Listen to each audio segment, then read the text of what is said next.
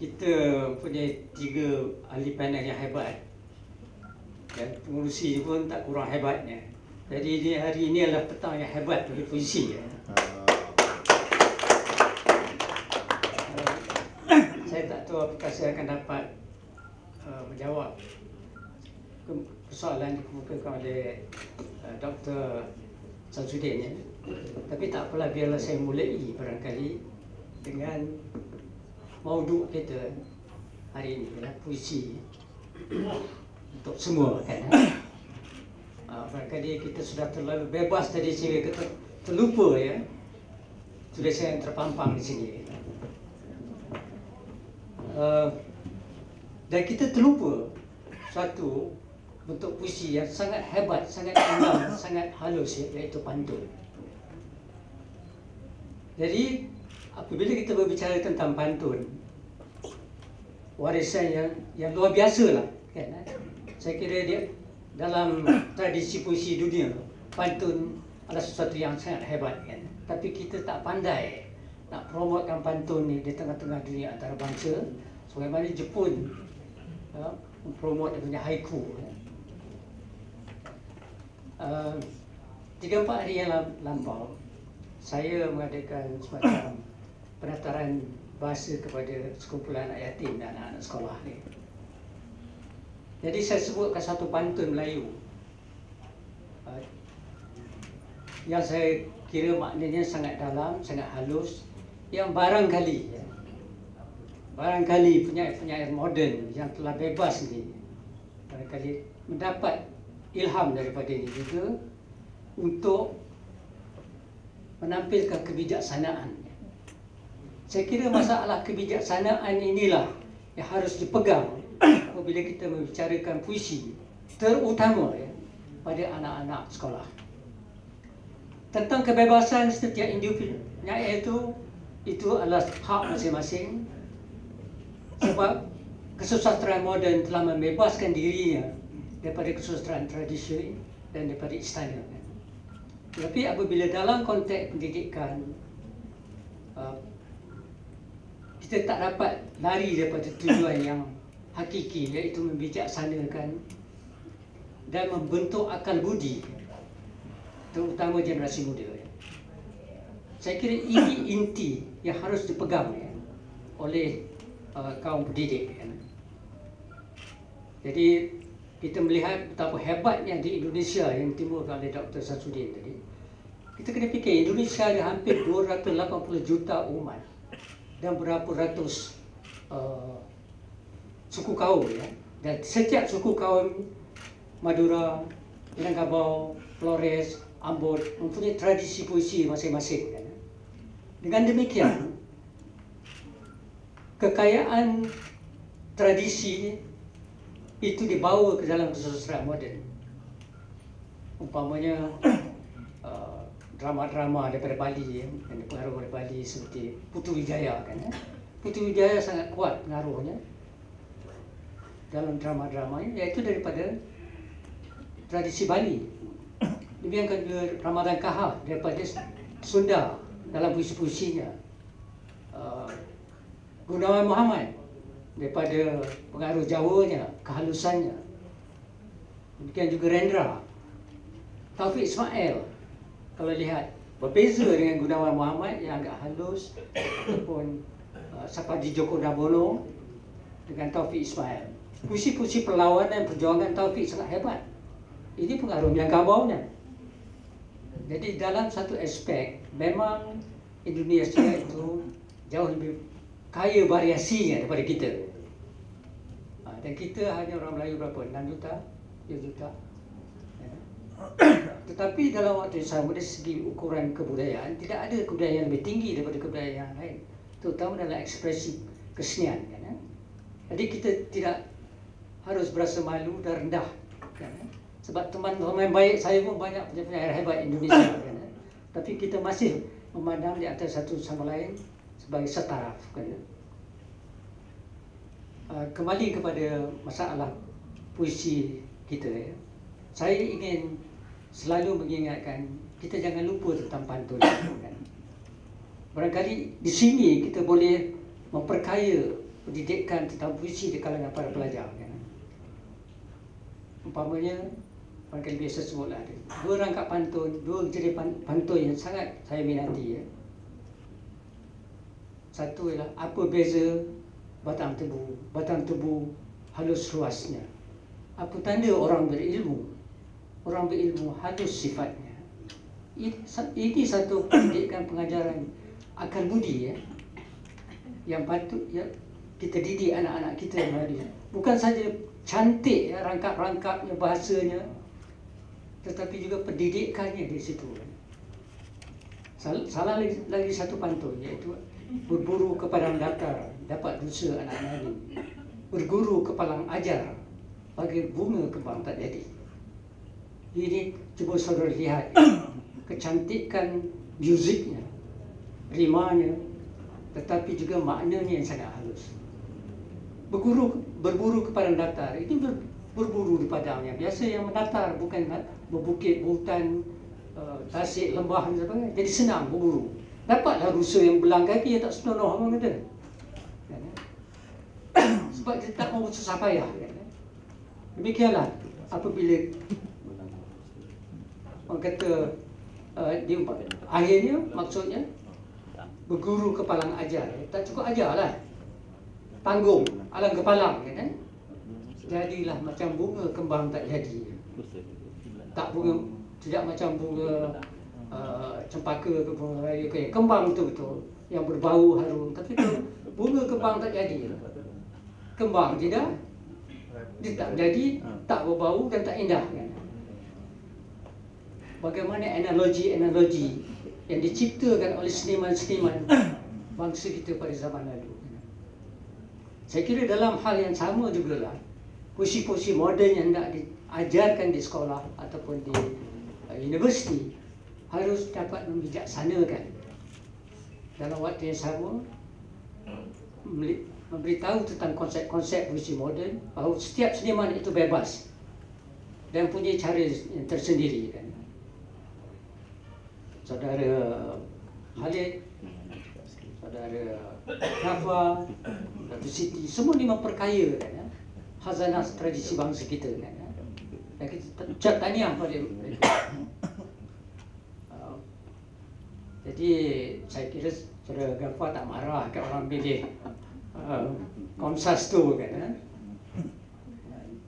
Cuma dia bagi critical thinking dia aja. Okey.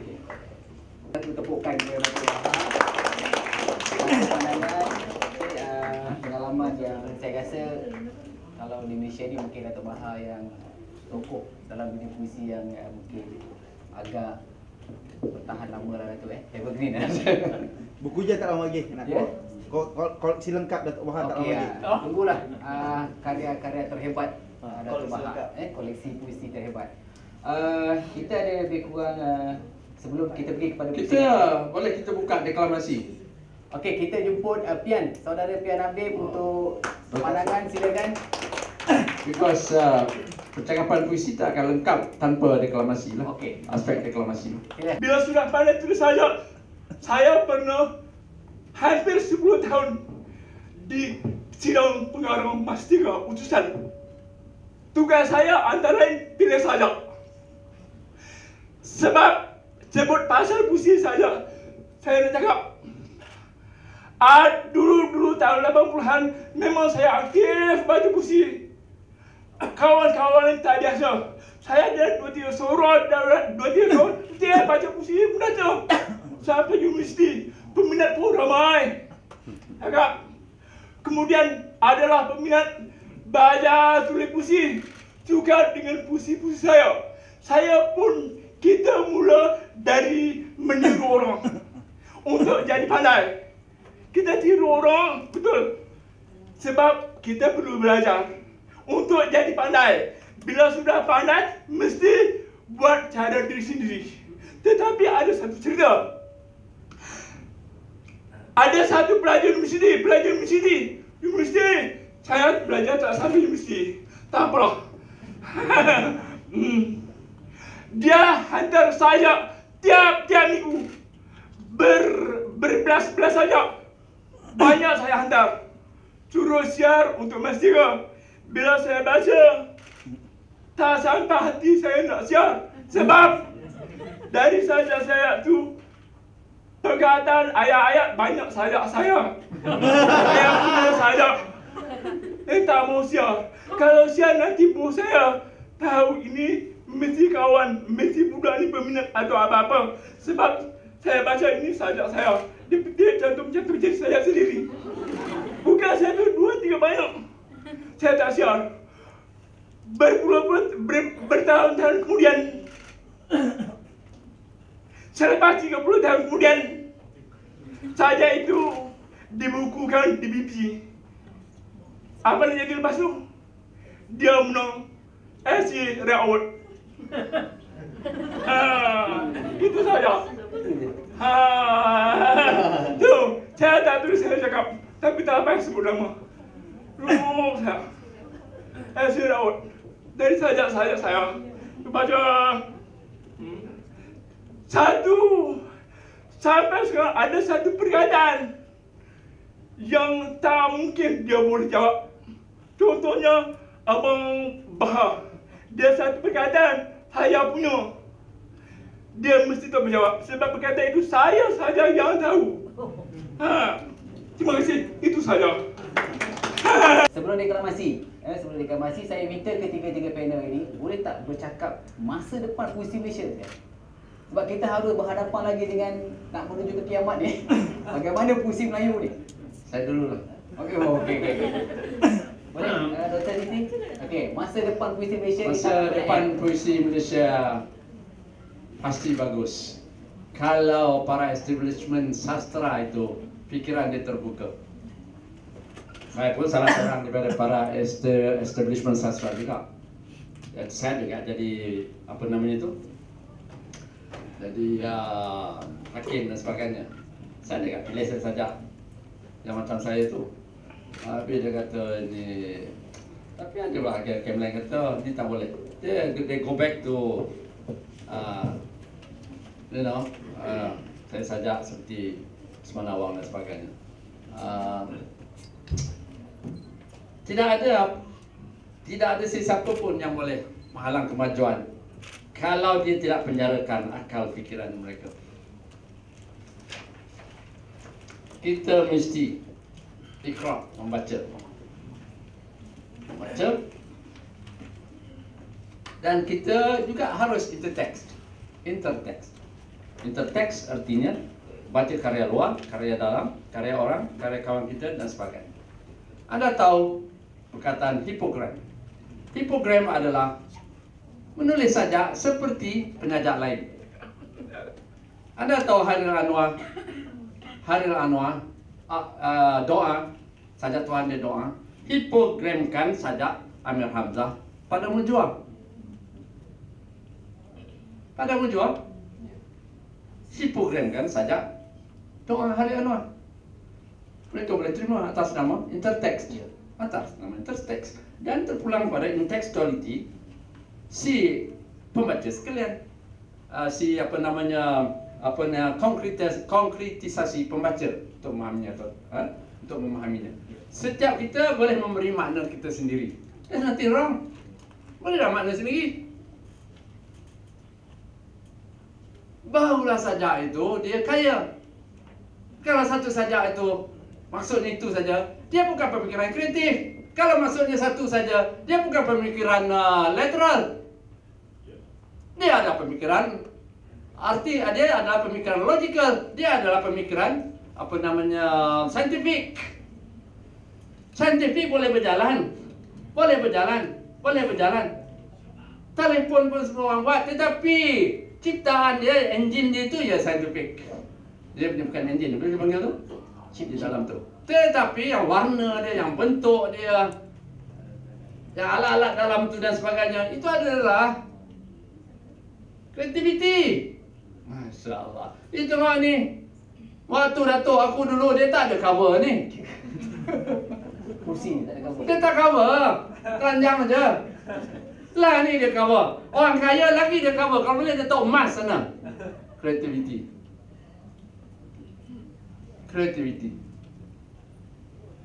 dunia puisi Melayu akan selamat kalau kita bebaskan kreativiti. Datuk, saya dah mengajar sastra 25 tahun. Saya tak pernah tinggalkan puisi tradisional. Tanyalah pelajar saya di UKM atau UiTM. Mesti bermula daripada pantun, syair, sloka, gurindam, nazam. Yes, demi Tuhan saya mengajar itu. Tapi saya cakap kepada pelajar saya penyair moden. Tapi saya tidak sama sekali anti warisan saya, jati diri bangsa saya, warisan saya, negara saya. Tidak sama sekali.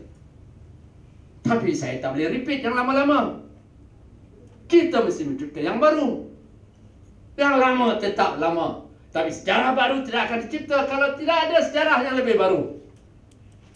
Dan bangsa ini tidak akan berkembang kalau tak ada ciptaan demi ciptaan demi ciptaan yang baru-baru.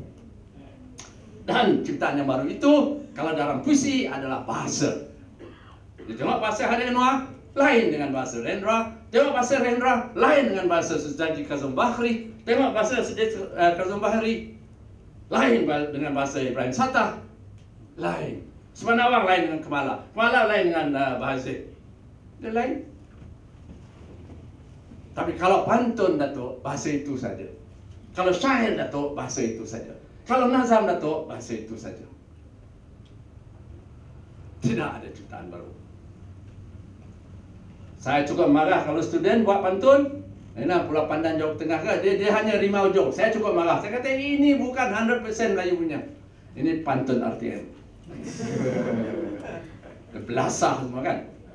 Pantun saya kata rima, tengah dan hujung baris pertama mesti sama dengan rima tengah dan hujung baris ketiga. Rima tengah dan hujung baris kedua sama dengan rima tengah dan hujung baris keempat. Dan perkataan yang 4 hingga 5. Dan suku kata dia 9 sampai 12. Kalau 9 semua suku kata, kalau 4 semua perkataan, Masya Allah. Inilah pantun yang sebenarnya, pantun Melayu. Tidak ada negara lain. Pantun. Saya rasa itu saja. Sikit bagi masa depan. Saya nak dengar masa depan dia tidak ada undur belakang. Tidak ada undur belakang. Negara ini, bangsa ini, sastra ini mesti dimajukan. Jangan dirombak kurikulum itu. Panggil orang sastrawan ni. Sains. Memang sains majukan kita. Tapi kalau ketubang rosak sana, dia tak boleh jatuh sebagai belon. Sekarang dia tengah bawa ketubang. Kalau ketubang itu rosak jatuh, pop, dia macam belon. Tak sampai lagi. Jadi sains ini masih mundur. Tapi ciptaannya dah bermula. Punya desain dan sebagainya. Okey, terima kasih Pak Gey. Terima kasih. Okay, Saya minta maaf saudara pengurusi, Datuk dan Presiden Pena dan sebagainya. Kalau saya terlalu passion, terlalu cinta dan kasih sayang dengan puisi saya, puisi negara saya. Itu adalah puisi. Itu adalah puisi. I'm sorry. Sebab saya memang dah berjuang dalam benda ni lama. Dan walaupun saya hanya dapat sekali je hadiah sastra Perdana Malaysia, tapi saya tidak give up. Sira award dapat. Itu pun pelik. Macam mana aku boleh dapat? Alhamdulillah lah. Syukur. Dapat juga. Taklah jadi macam Tunku Alias Taib. Okey. Alhamdulillah. Syukur. Mohon maaf. Okey, Dr. Siti, untuk memberikan pandangan yang terakhir, letak atau perkembangan atau mutiara puisi Melayu masa depan. Okey, silakan. Kita dah dengar Agi bersuara sebagai seorang seniman dan juga seorang pendidik. Sebenarnya apa yang dikatakan oleh Agi tadi, beliau adalah menyentuh tentang nilai warisan. Siapa yang kenapa tidak menang hadiah? Kalau boleh saya beri komentar waktu itu, penilai-penilai waktu itu tidak mengenali warisan Agi. Agi anak dari Semenyih, dari Peranang, suku dari Minangkabau, yang dibesarkan dengan silat, dengan takluk, dengan randai. Jadi kalau anda biasa melihat randai, biasa bersilat, taktun, itu adalah rhythm dalam puisi, gendang. Dan itu saya menulis satu esei tentang Agi dan ritma budayanya. Dan itu diterima oleh orang-orang Aceh yang kaya dengan rapai. Orang Aceh biasanya mesti ada rapai satu gendang besar, dan paling besar adalah gendang pasai. Jadi suatu gendang itu dibunyikan di atas bukit, waktu itu Belanda tidak berani menyerang. Kerana gendang itu bunyi dung, dung, dung. Dan Pak Haji sudah menampilkan itu. Jadi kalau beliau resah, tapi dalam kajian seni budaya warisan, kita tampilkan itu. Balik kepada masa depan puisi, tadi telah ada keluhan-keluhan bagaimana puisi tidak dipedulikan lagi. Sekarang di tangan kita semua, di hati kita semua. Dan semuanya bermula dari rumah dengan anak-anak kita. Tadi Datuk Faham menyebut pasal pantun. Kalau orang Melayu tidak tahu pantun, kalau boleh kita kata dia bukan Melayu. Kalau lelaki Melayu tidak tahu bersilat, tidak tahu bermain gendang, juga bukan lelaki Melayu. Apalagi tanah lilin. Tarian cincin yang mencari lilin itu adalah Agi. Jadi sebenarnya Agi hanya mengambil warisan-warisan budaya Minangnya.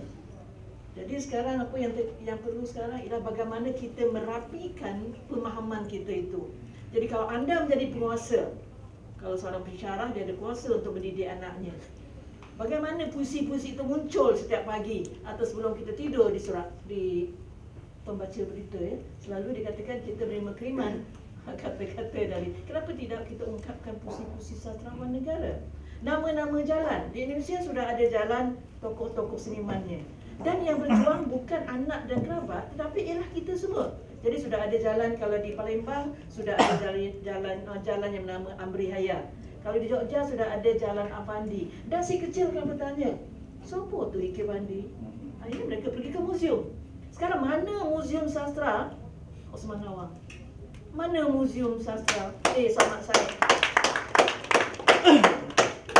Mungkin Datin Ros akan merapikan Datuk Fahamnya perpustakaan sudah lengkap. Ya, saya Mak Jamal sekarang siapa yang menjaga? Kementerian Kebudayaan Budaya dan Sukan. Itu telah dilakukan oleh Indonesia. Setiap seniman Indonesia yang mendirikan galeri dan sanggar-sanggarnya mendapat dana dari pemerintah dan NGO. Jadi pemerintah hanya beritahu saja, okey, Bank Indonesia berapa jatahnya? Bank-bank yang ada di Indonesia yang dari Cina malam, CIMB di Jakarta, di Makassar juga memberi sumbangan untuk kegiatan-kegiatan sastra. Kita merintih. Sekarang yang bantu kita PNV lah rajin. Kita seorang merintih nak baca puisi, nak membayarnya tidak ada. Tapi sekarang matlamat mereka ialah anda, kita yang belajar sastra yang akan menjadi paling sedikit pegawai daerah. Tapi apa yang dilakukan pegawai daerah kita? Nak membina archer di Lumut, mereka pergi ke Australia. Yang muncul dah ikan lumba-lumba ni baru balik dari Pangkor ya. Anda lihat seperti Sydney. Saya tak pergi. Tak pergi. Di Lumut itu. Boleh ringkaskan? Ya. Jadi sekarang tugas kita semua. Kita tidak perlu mengharap. Kita sendiri. Kita ada grup kita sendiri dan bersuara. Dan suara itulah yang didengar oleh pihak atasan. Dan kita projek anda relevan dengan alam sekitar. Kalau anda dari Farid, anda dari Gombak, insyaAllah Datuk Faham, kita akan ada balai seni Gombak. Akan ada balai seni lukis, dah tukar nama bukan lagi dah. Balai seni visual. Bukan, tukar lagi. Sudah tukar? Tukar lagi. Jadi apa? Sama dengan Finas. Balai seni? Finas apa? Perbadanan Film Nasional. Ini sekarang Perbadanan Seni Rupa Malaysia. Ha? Jadi sekarang tadi setiap menteri naik akan tukar. Jadi polisi kita tidak pernah stabil itulah yang terjadi. Sekarang sastra dan puisi kita, masa depan adalah kita sendiri dan benalah hazanah-hazanah itu di rumah anda semua. Okey, terima kasih Dr. Siti. Okey, yang terakhir kita persilakan saudara Khalid Saleh untuk melihat sebagai penggerak masa depan puisi. Okey, dipersilakan. Senyum-senyum juga. Okey, tapi ini kena ikhlas ni. Saya bukan beramal sebenarnya nak cakap masa depan puisi ke apa kan. Bagi saya melihat keseluruhan di negara kita ni menyentuh persoalan manusia, persoalan kepimpinan semua. Bagi saya, ini bahasa saya lah ya. Maaf cakap kalau mungkin dia terlalu apa ni. Bagi saya apa yang berlaku macam kudung dapat cincin. Ya. Itu bagi saya takrif yang jelas lah. Apa yang berlaku suasana kita di Malaysia. Contoh kita megah tentang Kuala Lumpur. Jangan sebut puisi dulu. Jangan sebut sastra, jangan sebut teater, jangan sebut kesenian, jangan sebut. yang dimegahkan tentang Kuala Lumpur, bangunan pencakar langit. Cuba tunduk kat bawah. Kualiti jalan macam mana? Tak usah jauh, depan apa tu? Depan apa? KLCC. Tayar kereta saya. Kereta dah veteran dah tahu. Pancit kat situ gara-gara koyak. Jadi akhirnya saya menyumpah diri sendiri. Dah tahu lubang tu kenapa langgar juga. Dah malam mana dah tahu. Kan lampu dah tak terang. Kan. Jadi dimegahkan bangunan yang tinggi bawahnya macam mana? Dimegahkan tentang negara aman makmur, pengisiannya apa? Itu saya kata pengalaman-pengalaman saya mungkin mengajar saya tentang kebaikan, tentang kejujuran, tentang keikhlasan. Saya pernah hilang duit di Jepun. Hilang. Tapi entah macam mana boleh jumpa balik. Ketua stesen tu beritahu jangan risau. Dia kontak semua stesen entah apa ni. Pokoknya tunggu setengah jam. Tak jumpa kat mana. Masa itu saya dekat Oda Q. Oda Q tu seluruh seluruh pasaraya di Kuala Lumpur disatukan, itulah Oda Q besarnya. Jadi macam Rusia masuk kampung lah. Itu pengalaman saya. Kemudian pengalaman teater saya satu hal pula. Nak buat persembahan di pentas terbuka. Di itu pakai tali saja. Dalam hati saya. Lepas tu ada jual tiket pula tu. Orang nak masuk ke ni? Kan? Kalau dah daripada luar nampak, orang nak masuk ke di sebalik tali tu? Nak kena bayar tiket lagi. Jadi macam suasana macam sekarang lah. Saya tengok orang dah mula beratur, bersusun. Tak ada orang guide pun. Beli tiket, lepas tu ada belakang dia bawa lembik satu. Lepas tu ada satu garisan tali dibuat. Itu open stage tu. Masa saya buat monodrama. Jadi masuk seorang bayar tiket. Saya fikir kalau dekat Malaysia apa bodoh nak beli tiket duduk dalam kat sini dah nampak. Beratur beli tiket, lepas tu disusun lembik dia ni. Cuba bayangkan. Jadi nak sampai ke tahap macam tu macam mana?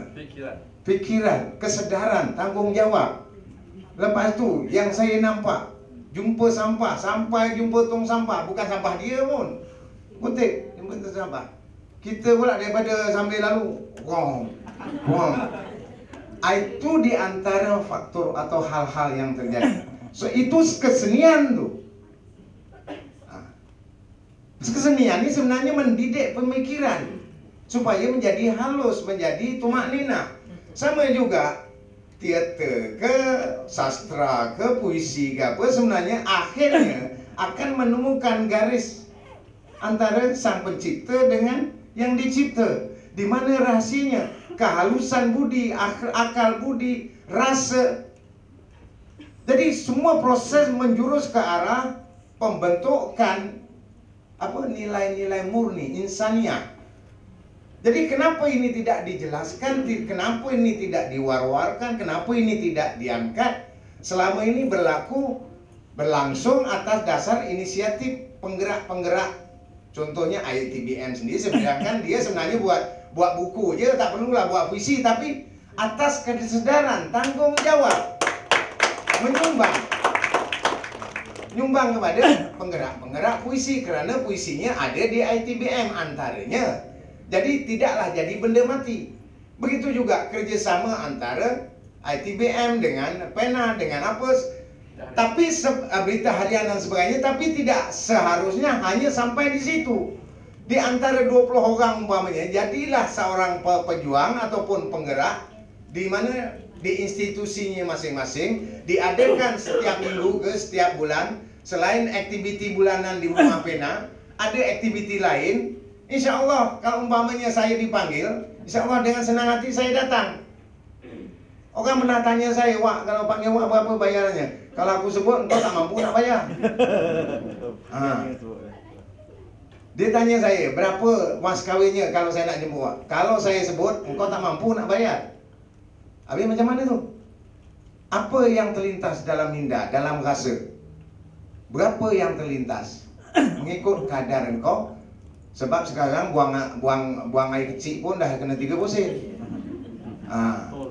Tol lah berapa. Jadi sendiri timbang lah. Saya tidak pernah meletakkan angka. Jadi sendiri timbang.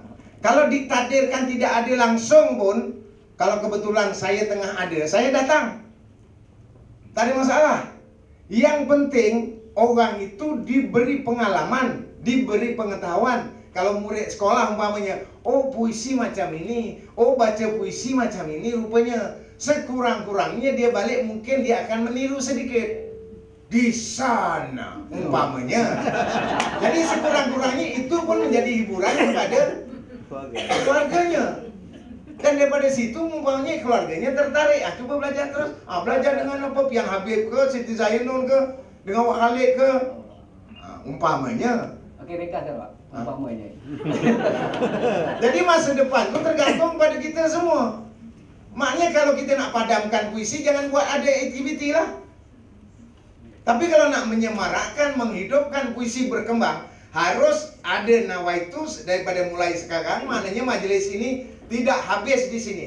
Tanamkan satu semangat. Aku balik nak buat program baca puisi, pena dah buat, ITPM dah buat. Setiap orang di institusinya, di sekolahnya, buat aktiviti baca puisi ataupun forum puisi yang ringan-ringan. Tak ada masalah. Jadi bila dia berkembang di semua tempat, akhirnya apa dia? Masyarakat seni lah. Seni itu daripada masyarakat. Budaya itu dari mana masyarakat? Bukan daripada kementerian, umpamanya membudayakan, memasyarakatkan budaya, tak ada. Kementerian tak tahu apa-apa. Maaf cakap lah.